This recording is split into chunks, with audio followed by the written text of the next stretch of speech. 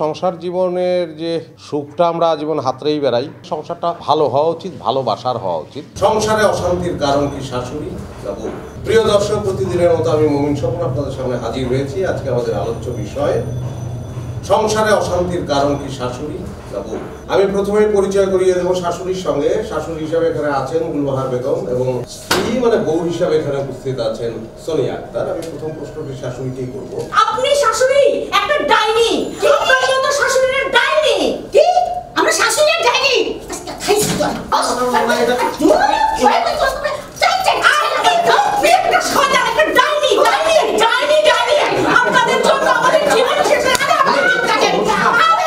এই নাটকটার নাম হচ্ছে সংসার বিষের বড়ি। এটার রচনা করেছে সুজিত বিশ্বাস এবং এর নির্দেশনার দায়িত্বে আছেন তাইফুর জাহান আশিক।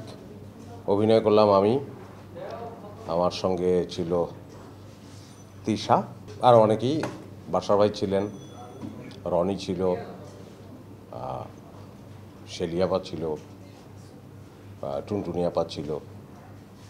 পরিবারের গল্প। আমাদের সংসার জীবনের যে সুখটা আমরা জীবন হাতড়েই বেড়াই, কিন্তু খুঁজে পাই না। কিন্তু সেই সুখের নিয়ামকটা যে নিজেদের মধ্যেই, নিজেদের কিছু আচার আচরণের মধ্যেই, সেটা আমরা জানি না। কারণ আমাদের ভেতরগত কিছু রিপুর কারণে আমরা আসলে সুখটাকে খুঁজে পাই না আসলে। তাই নিয়ে এই গল্প।